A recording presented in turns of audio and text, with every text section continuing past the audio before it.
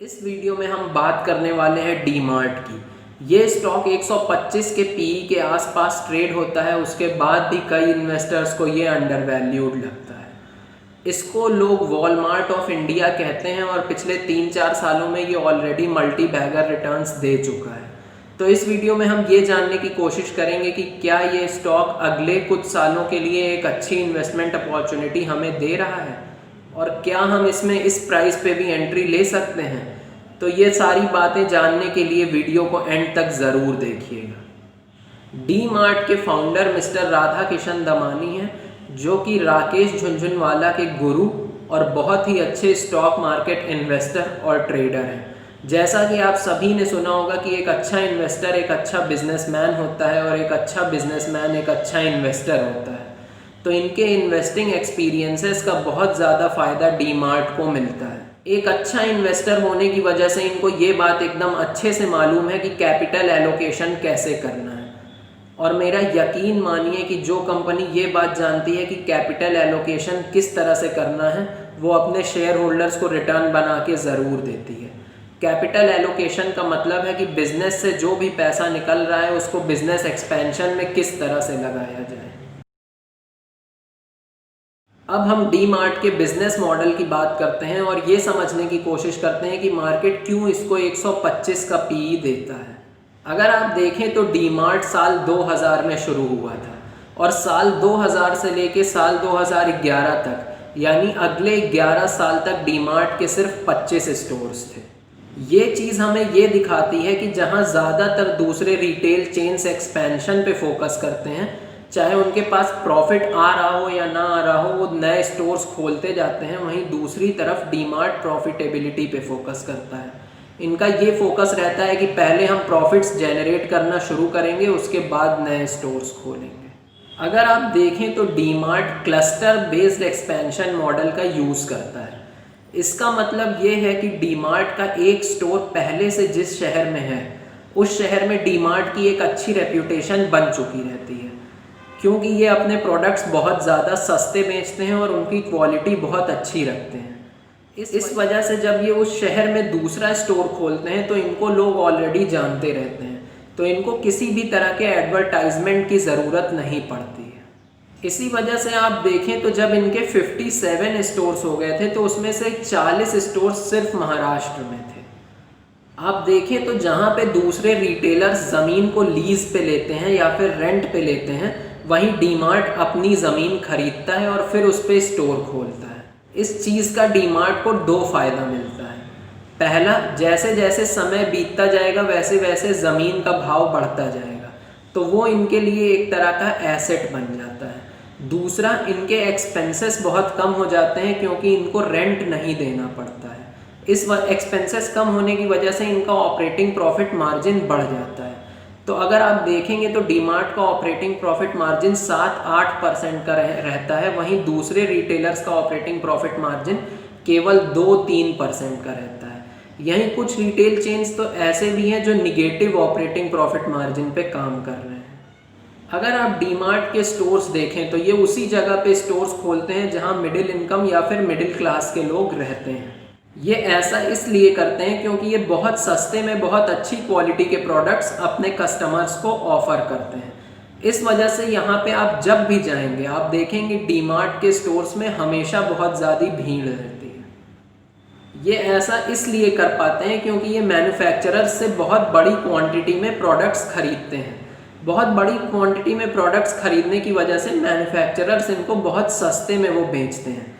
Example के लिए मान लीजिए जैसे मैं आपसे एक टी शर्ट खरीदता हूँ, तो आप मुझे उतने सस्ते में नहीं देंगे जितने में कोई एक इंसान आपसे 1000 टी शर्ट्स खरीदेगा। तो इस वजह से इनको प्रोडक्ट बहुत सस्ता मिल जाता है। दूसरी वजह यह है कि ये बीच से मिडिल मैन को हटा देते हैं, यानी बीच में किसी भी तरह का होलसेलर और डीलर नहीं रहता है। इस वजह से इनकी कॉस्ट प्राइस बहुत कम हो जाती है और वही डिस्काउंट ये अपने कस्टमर्स को पास ऑन कर देते हैं। आपने देखा होगा कि हर स्टेट और हर शहर के कुछ रीजनल प्रोडक्ट्स होते हैं जिसको उस स्टेट या उस शहर के लोग कंज्यूम करना बहुत पसंद करते हैं। जहां दूसरे रिटेलर्स रीजनल प्रोडक्ट्स पे ध्यान नहीं देते हैं किराना स्टोर्स आमतौर पे रीजनल प्रोडक्ट्स बेचते हैं, लेकिन बड़े रिटेलर्स इस बात का ध्यान नहीं देते हैं। डी मार्ट रीजनल प्रोडक्ट्स पे भी काफ़ी ज़्यादा ध्यान देता है और उनको भी बहुत सस्ते में बेचने की कोशिश करता है। डी मार्ट की एक इनकम स्लॉटिंग फीस से भी आती है। स्लॉटिंग फीस को आप इस तरह से समझ सकते हैं कि कोई एक नया ब्रांड है जो अपने प्रोडक्ट्स को डी मार्ट के शेल्फ्स पे रखवाना चाहता है, तो उस बात के लिए वो डी मार्ट को एक एक्स्ट्रा डिस्काउंट ऑफर करता है या फिर वो डी मार्ट को कुछ पैसे देता है। तो इस तरह से भी डी मार्ट की कमाई हो जाती है।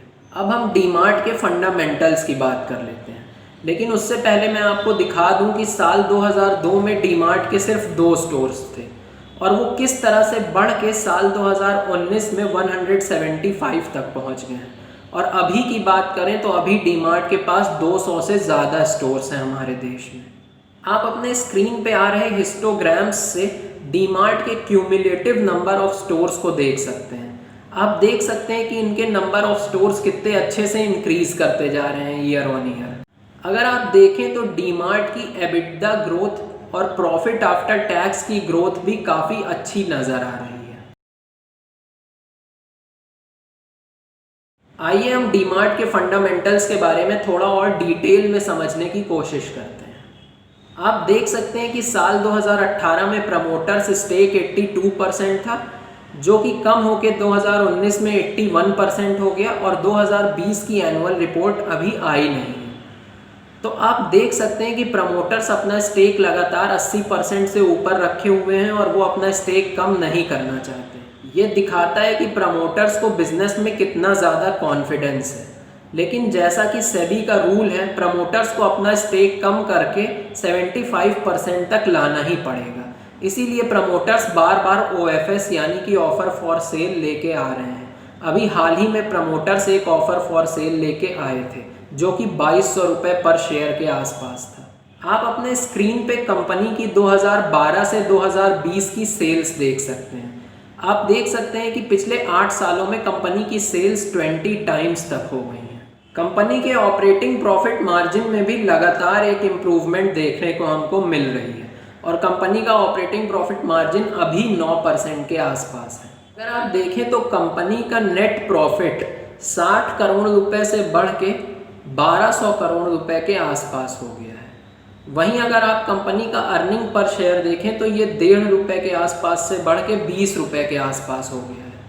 तो आप देख सकते हैं कि कंपनी किस तरह से अपने नेट प्रॉफिट को इतनी तेज़ी से इंक्रीज करती जा रही है और इसी वजह से मार्केट इसको इतनी हाई वैल्यूएशन दे रहा है, क्योंकि कंपनी बहुत तेज़ी से ग्रो हो रही है। आप देख सकते हैं कि लिस्टिंग के बाद से कंपनी में इक्विटी डाइल्यूशन देखने को नहीं मिला है, लेकिन हाल ही में मार्च 2020 में आप एक बार इक्विटी डाइल्यूशन देख सकते हैं।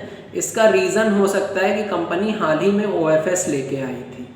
आप देखें तो कंपनी के पास रिजर्व्स भी 10,000 करोड़ रुपए के हैं, जो कि एक बहुत अच्छा साइन है कंपनी और इन्वेस्टर्स के लिए। आप देख सकते हैं कि कंपनी का ROE और ROCE कितना बढ़िया है, और जैसा कि मैं कहता हूं कि जिस कंपनी का ROE और ROCE 15% के ऊपर ना हो उसमें हमें देखना भी नहीं चाहिए। कंपनी की सेल्स ग्रोथ 30% के आसपास है। ये दिखाता है कि कंपनी कितनी तेज़ी से ग्रो हो रही है। अगर आप देखें तो कंपनी लगातार 20% के ऊपर का ROCE मेंटेन करके रखी हुई है। अगर हम इन्वेंट्री टर्नओवर रेशियो की बात करें तो डी मार्ट का इन्वेंट्री टर्नओवर रेशियो आपको हमेशा 14 के ऊपर ही देखने को मिलेगा। तो इन्वेंट्री टर्नओवर रेशियो आखिर होता क्या है? इसको आप इस तरह से समझ सकते हैं कि कोई भी कंपनी एक साल में कितनी बार अपने इन्वेंट्री को पूरा भरती है और उसको बेच के पूरा खाली कर देती है। तो आप देखें तो डी मार्ट ये काम साल में 14 बार करता है, यानी 14 बार ये अपनी इन्वेंट्री को पूरा भर के पूरा बेच देता है। वहीं आप दूसरे रिटेलर्स का देखने जाएंगे तो आपको उनका इन्वेंट्री टर्नओवर रेशियो 2-3 के आसपास देखने को मिलेगा। यूएस की एक रिटेल चेन वॉलमार्ट, जो कि यूएस इन्वेस्टर्स के लिए एक बहुत बड़ा वेल्थ क्रिएटर रह चुका है, तो लोग इसको वॉलमार्ट से भी कंपेयर करते हैं। लेकिन वहीं कुछ लोगों का कहना है कि वॉलमार्ट 25 के PE पे ट्रेड होता है और ये 125 के PE पे ट्रेड होता है। तो क्या ये ओवर वैल्यूड नहीं है? तो आइए हम इसको वॉलमार्ट से कंपेयर करके ये बात समझने की कोशिश करते हैं। लेकिन इस कंपैरिजन को करने से पहले मैं आपको ये बता दूं कि दुनिया में आज तक दो बहुत बड़ी रिटेल चेन्स हुई हैं। एक है वॉलमार्ट और एक है ज़ारा। और दोनों में एक चीज़ कॉमन थी कि ये लोग स्टोर्स को रेंट पे लेने की जगह उसको खरीदते थे, और डीमार्ट भी बिल्कुल यही काम करता है। तो आइए अब हम डीमार्ट और वॉलमार्ट का कंपैरिजन करके देखते हैं। अगर आप डीमार्ट और वॉलमार्ट के रिटर्न ऑन इक्विटी का कंपैरिजन करें तो आप देखेंगे कि रिटर्न ऑन इक्विटी के मामले में डीमार्ट वॉलमार्ट से काफ़ी ज़्यादा आगे है। अगर आप पिछले 5 साल के CAGR प्रॉफिट ग्रोथ को देखेंगे तो आप देखेंगे कि डीमार्ट अपने प्रॉफिट को 50% से ग्रो कर रहा है, वहीं वॉलमार्ट नेगेटिव प्रॉफिट ग्रोथ दिखा रहा है। और इन्वेंट्री टर्नओवर में भी डीमार्ट वॉलमार्ट से काफ़ी ज़्यादा बेहतर है।